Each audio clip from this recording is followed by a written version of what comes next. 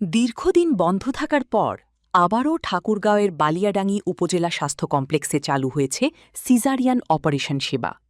মঙ্গলবার ২ জন প্রসূতির সফল সিজারের মাধ্যমে সন্তানের জন্ম হওয়ার পর স্থানীয়দের মধ্যে স্বস্তি ও সন্তোষ দেখা দিয়েছে। বালিয়াডাঙ্গি প্রতিনিধি মোহাম্মদ কামাল উদ্দিন জানান, হাসপাতাল সূত্রে জানা যায় ৮০ দশকে ৫০ শয্যার এই হাসপাতালটি চালু হলেও দীর্ঘদিন ধরে এখানে স্বাভাবিক প্রসব সেবা চালু থাকলেও সিজারিয়ান অপারেশন সেবা কার্যত বন্ধ ছিল। চলতি বছরে কিছু স্বাভাবিক প্রসব সম্পন্ন হলেও জটিল প্রসবের ক্ষেত্রে রোগীদের অন্যত্র যেতে হতো। সম্প্রতি উপজেলা স্বাস্থ্য ও পরিবার পরিকল্পনা কর্মকর্তা হিসেবে দায়িত্ব নেওয়ার পর চিকিৎসা সেবার মান উন্নয়নে উদ্যোগ নেন ডাক্তার শাকিলা আক্তার এবং ডাক্তার আহাদুজ্জামান সজীব।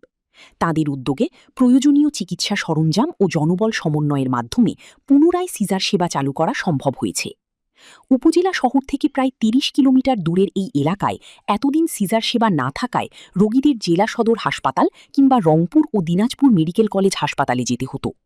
অনেক পরিবারকে বাধ্য হয়ে বেসরকারি ক্লিনিকের দ্বারস্থ হতে হয়েছে, যেখানে খরচও ছিল তুলনামূলক বেশি। স্থানীয়দের মতে উপজেলায় ৪টি বেসরকারি ক্লিনিক থাকলেও মাত্র একটি প্রতিষ্ঠানে নিয়মিত সিজার সেবা দেওয়া হতো। প্রতিটি অপারেশনের জন্য গুনতে হতো প্রায় ৮ থেকে ১২ হাজার টাকা।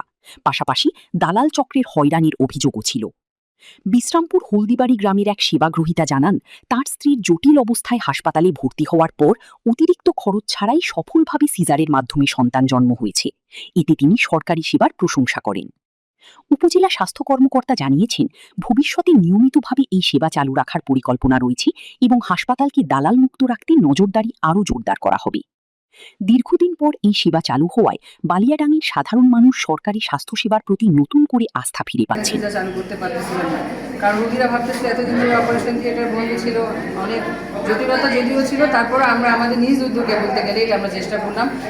বলতে গেলে রোগী নিজ উদ্যোগে নিজের ওষুধ কিনে নিজের সব কিছু যন্ত্রপাতি সব আমরা আমাদের নিজস্ব ব্যবস্থা করে তারপরে আমরা অপারেশন করছি।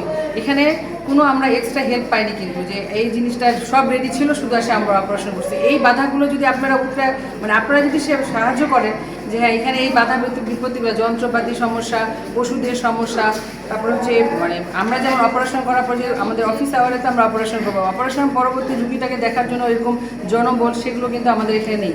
তারপরও এগুলো প্রতিকূলতার অবস্থার মধ্যে কিন্তু আমরা চেষ্টা করছি যেন রুগীটাকে সেবা দিতে পারি, এবং ইনশাআল্লাহ আমরা অবশ্যই সামনে সেবা দিতে আগ্রহী, কিন্তু তার সেবা দেওয়ার আগে আমাদের যে জিনিসগুলো আমাদের হাতে লাগবে সেগুলো কিন্তু আমরা